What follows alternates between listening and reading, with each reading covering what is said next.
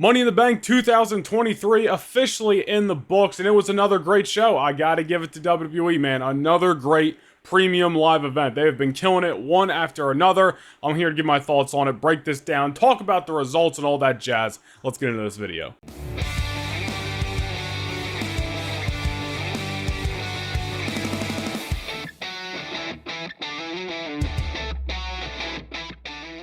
Alright, you guys know how these videos kind of go, not your standard review guy here on YouTube. So we're just going to kick it off with the Money in the Bank ladder matches and then just talk about the rest of the show as is. So we, of course, opened Money in the Bank in London, which, by the way, London, what a phenomenal crowd all night long. This arena, the O2, with the small entrance looked awesome. The crowd was hot. Just a beautiful atmosphere all night long. But as I was mentioning, we kicked things off with the men's Money in the Bank ladder match. Damian Priest, LA Knight, Logan Paul, Santos Escobar, Butch, Ricochet, and Shinsuke Nakamura. This matchup was great, man. It was a ton of fun. Some super sick spots. Of course, the most notable ones to talk about in this matchup. No surprise here, coming from Ricochet and Logan Paul.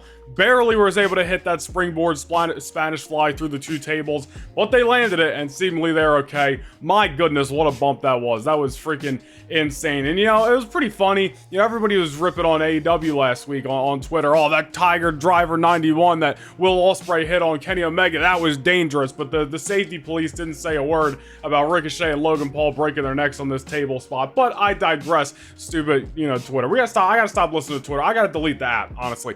Nonetheless, though, this matchup was awesome, man. I was super looking forward to it. I thought the talent field in this was just an all-star, I don't want to say an all-star list, but just a super athletic, super talented list, I think is what I'm trying to say. And of course, we had in my opinion, three legitimate winners to win this, which was LA Knight, Damian Priest, and Logan Paul even. Logan Paul, I thought was at the bottom of that totem pole, as we talked about in my prediction video, even though I still wanted to throw him in there as a legitimate chance. And of course, LA Knight was the favorite, and he certainly was the favorite in London, but unfortunately for him, he came up short, last to fall off the ladder, and Damian Priest takes down the Money in the Bank briefcase. No complaint from me. As I've said, I don't know if I stated this specifically, paraphrasing in my prediction video, but you guys, I made a ton of videos talking about Money in the Bank and who's going to win and all that stuff over the last month and change.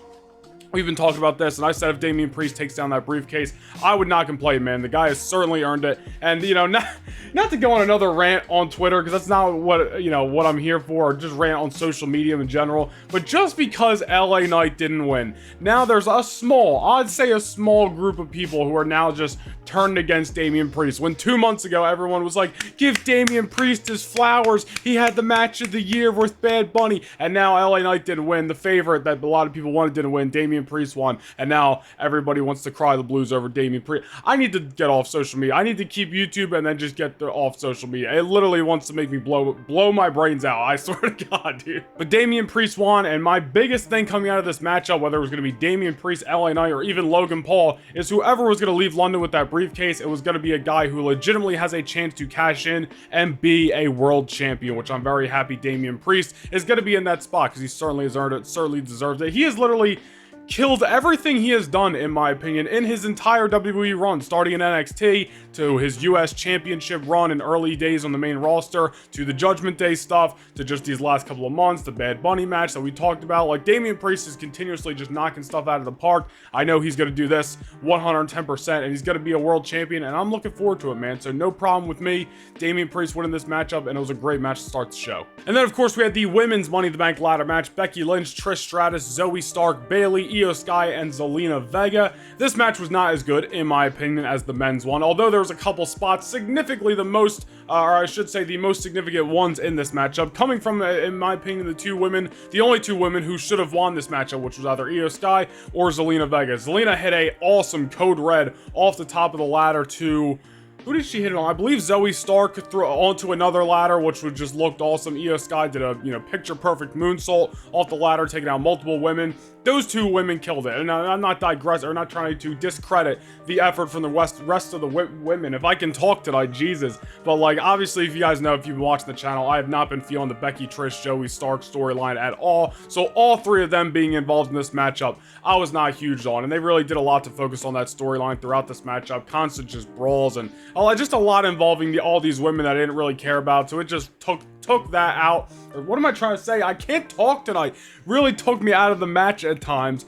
But nonetheless, there were still some cool spots, and in the end, one of the right women won, and that was Io Sky. And a very creative finish. I will definitely give them credit with her handcuffing Becky and Bayley together. That way they couldn't climb the ladder, climbing over Bayley specifically, and taking down the briefcase. Very happy Io won. I hope she has a successful cash-in, whatever that may be, and I hope she is up there eventually with Rhea and Bianca, and tearing it up for the Women's Championship, as we've all believed she should have for multiple years now. It's finally going to be her day, hopefully. I'm glad she's got the briefcase. I'm hoping from here on out, Io Sky continues to be put in prominent roles on SmackDown, or possibly Raw if she decides to cash in for the Women's World Championship. And then speaking of the women's division, we of course had the Women's Tag Team Championship matchup, Ronda Rousey and Shayna Baszler defending against Liv Morgan and Raquel Rodriguez. I honestly thought this was going to be a walk in the park for Ronda and Shayna to retain here, but honestly, big surprise.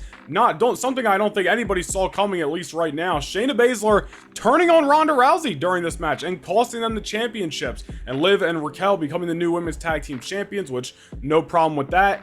I was just really taken back and like shocked in a good way, and I was like, damn, am I really about to care about something Ronda Rousey's doing on television? Because like I'm a fan of Shayna Baszler. Like I want to see her on television. I'm glad, even though I'm not a fan of Ronda, I'm glad she's at least been involved with Ronda since, you know, last summer, late last summer, because at least an excuse to get her on TV. But if Shayna's gonna break apart, be on her own, not saying Shayna and Ronda are gonna have the most must-see rivalry and matches, but I'm just glad Shayna's gonna be doing something on her own in a significant role. So that really took me by surprise, and honestly, the match was pretty good for what it was. Obviously, the crowd helped everything on this show, but I'm perfectly fine with what we got here. Shayna and Ronda set up for the future, and Liv and Raquel becoming the new Women's Tag Team Champions. We had Gunther versus Matt Riddle for the Intercontinental Championship, which I wish would have went a little longer. I'm looking at Wikipedia, it's under 8 minutes, which it felt like that, and honestly, they filled those 8 minutes, I'm just gonna round it up to, with some great action. I just wish they, like, this is the kind of match where if it was main eventing Raw, like, give them 25 minutes, like, or at least 20 minutes. Like, we all know they're capable of that, but for what it was good. I honestly really hope we get a rematch. I'm not saying we're going to. I would love to see it one more time on Raw, whether it's for the Intercontinental Championship or not, just so we can get a little bit more. But for what we got between Gunther and Matt Riddle, I enjoyed it. But the most important thing to talk about here is, of course, Gunther retaining the Intercontinental Championship, and then a guy who I've been preaching to the choir. I want him to come back. I want him to be in a significant role as a guy who I've been a fan of since 2009. Drew McIntyre back, making his return, first time since WrestleMania 39, and lay down Gunther, challenging him basically for the Intercontinental Championship. And I'm all for this, man. If McIntyre, as much as I want to see him, and I think he should be in the World Heavyweight Championship picture, if that's just not in the cards, which I'll be honest, I'm still going to be surprised if it's not, because when you really look at Raw's main event scene, they really need to elevate some talent, which Damian Priest is one of those names, but like there's not too many big names in that Raw main event scene for, you know, the next 10 months, if you will. I don't know. I'm just saying, I'm surprised Drew McIntyre is going to be in that world title scene right now. However, him versus Gunther, McIntyre possibly being the one to take down Gunther for the Intercontinental Championship and allowing Gunther to go into the World Championship, or I should say take down Gunther for the Intercontinental Championship, and then allowing Gunther to go in to the World Championship picture, even if it's not till the end of the year, early next year, winning the Royal Rumble heading into WrestleMania. That is definitely a possibility. So I'm all for McIntyre versus Gunther, most likely going to be at SummerSlam, which is going to be a banger. And we're going to be talking about this matchup a little bit more in depth in a future video, man, because I think there's a lot to talk about here, and I'm just really excited that Drew McIntyre is finally going to be back on WWE television. Definitely a plus that, in my opinion, Monday Night Raw has desperately needed. Cody Rhodes versus Dominic Mysterio, not too much to talk about here. Obviously, the crowd made this matchup, and for what it was fine. They just didn't do too much in the matchup for me to really, you know, rave about, but it was still good. I really enjoyed it. Obviously, the crowd, like I said, red hot in the end. Cody Rhodes picking up the victory over Dominic Mysterio, and no sign of Brock Lesnar, which I think really took a lot of people by surprise. As I predicted in my prediction video, I legitimately picked Dominic to win this matchup via Brock Lesnar returning and costing Cody Rhodes. That did not happen. Cody got the win. I believe it was like a Cody cutter, crossroads, and bing bang boom. Cody got the win, simple as that. So no problem there. You know, I'd prefer Cody not taking, you know, a lot of losses if he's definitely going to possibly challenge Roman Reigns for the Undisputed Championship still at WrestleMania next year. That's on the table until WrestleMania season comes around and we see it's either is or isn't. I'd rather him not take a lot of losses if that's going to be eventually the case. So Cody defeating Dominic here, and I'm sure we're still going to get Cody versus Brock at SummerSlam. We'll see what happens on Monday Night Raw tomorrow night. I'm just surprised they didn't set it up or use Money in the Bank to set it up, early and give Dominic that big win to, gloat about throughout the rest of the summer, and possibly put Dominic in line for a future championship matchup, whether that was against Seth Rollins, because since Rollins has been working with the Judgment Day, or whatever, fill in the blank. But Cody got the win, simple as that. No complaints out of me. It was good for what we got. And then speaking of the World Championships, Seth Rollins and Finn Balor, I gotta be honest, I was a little disappointed in this matchup, man. Like, it was fine. It just wasn't what I thought it could have been. Damian Priest ended up walking down, as you all know, at some point to, almost tease he was cashing in, and then unintentionally cost Finn Balor the matchup because he took Balor's eye off the ball. There was a delay in the coup de grace. You guys know the finish. And then Rollins ended up retaining the World Heavyweight Championship. So it looks like we're heading more towards a Judgment Day split between at least Balor and Priest. I'm sure they're going to keep the Judgment Day together. It very well could be Balor or Damian Priest breaking off of his own and them sending Damian Priest into a big babyface role, which I think is very much a possibility. And I think a role that he can very much play because he's done it before.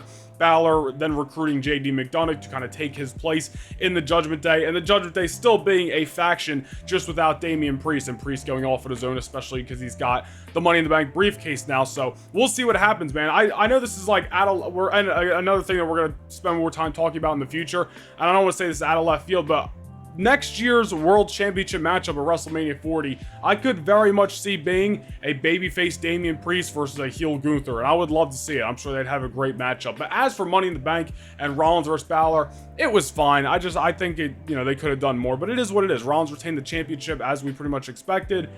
Not too much else to talk about. I honestly, I thought we were gonna get just a freaking banger here, and we didn't get it. And the match was kind of short too.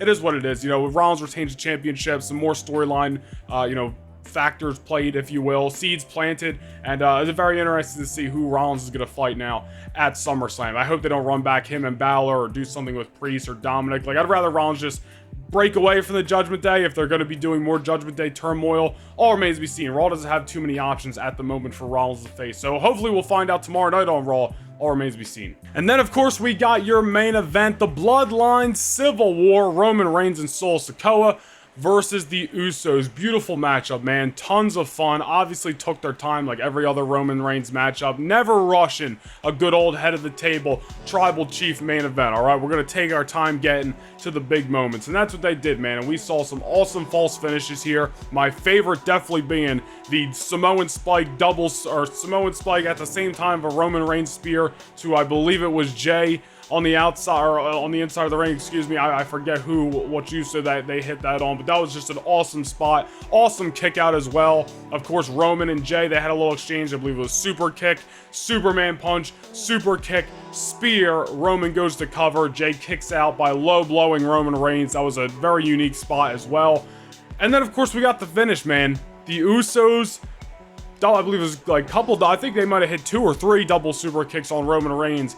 Jay goes up, hits the Uso splash, and Jay Uso becomes the first man to pin Roman Reigns' shoulders to the canvas for the first time since December of 2019. I was not expecting that. I predicted the Usos to win, and I don't think that was far-fetched either. That wasn't some bold prediction, the Usos to win this matchup, in my opinion. But I even said in my prediction video, oh, they'll pin Solo Sikoa. They're not going to pin Roman Reigns, but I'll be damned, Jay Uso pinning Roman Reigns, becoming the first man to beat him, and what a freaking moment it was, man. London came unglued, Paul Heyman sold it like $1 million, Roman was distraught, almost crying at ringside.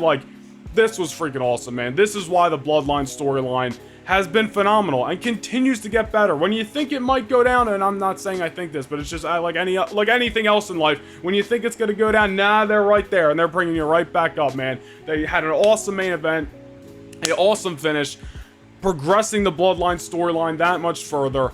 I cannot wait for SmackDown this week, man. And isn't that what we all want? We want to be excited for television. We want to feel like we got must-see television coming up. SmackDown this week is going to be must-see. The road to SummerSlam is going to be a lot of fun. And the fact that Jay pinned Roman Reigns, you can pretty much sign up, I would say, Jay Uso versus Roman Reigns one-on-one at SummerSlam, which, if this tag team match was off the chart, I can't wait to see what the one-on-one matchup is going to be, especially if they up the ante somehow. You know, I assume Solo would be out there. I assume Jimmy would be out there, but it would be pretty insane to see what would happen if everybody was barred from ringside. No Solo, no Jimmy, no Paul Heyman, just Jay and Roman and go at it. I don't know. Remains to be seen. Either way, Jay versus Roman at SummerSlam, I think is definitely going to be on the table. Money in the Bank was freaking awesome. I cannot wait for SmackDown. And again, as I said multiple times in this video, throughout a couple of different scenarios, or I should say subjects, definitely Jay versus Roman, something we're going to be diving into a lot deeper on the channel, probably this week or whenever it is, so stay tuned for that. But as for Money in the Bank, man, just absolute beautiful stuff to end this awesome Money in the Bank show. But that'll pretty much do it, man. Those are the results. Those are my thoughts on Money in the Bank that took place yesterday afternoon, and I'm pumped up, man. You know, one thing I was a little bit down on, as I talked about my predictions heading into this show, is I feel like Raw and SmackDown have kind of been lacking as of late. They really haven't felt must-see. They really haven't felt too exciting, especially Monday Night Raw. Monday Night Raw has had, so even though there's definitely been bright spots, it definitely hasn't been like terrible. So by no means do I mean that. It just hasn't really been too exciting, in my opinion, throughout most of it for the last month and change. I don't know. Maybe that's just the vibe I've been feeling. I don't know. I just wasn't really too excited on the build heading into Money in the Bank, but it was an awesome show. It definitely delivered. And now SummerSlam's coming up. Got to be another awesome show. Ford Field, Detroit. You know there's going to be some stacked matches on that show. I'm pumped up for the build, man. I hope Raw tomorrow night is killer. SmackDown, of course, in Madison Square Garden this Friday. Edge is back. I'm looking forward to it, man. Rhodes SummerSlam is going to be a lot of fun. But leave your thoughts on Money in the Bank down below in the comments. And let me know also down below, what do you guys want to see me break down a little bit more? We're going to be talking Jay versus Roman. We're going to be talking about Damian Priest, what he's going to do with that briefcase. But let me know, you know, for future videos, really, what you guys want to see me dive in deep a little bit more here on the channel. Let me know down below in the comments. Be sure to like, comment, subscribe. Go follow me on Instagram, Twitter, and TikTok at NoNationVlogs. And I'll see you guys in the next video. Peace.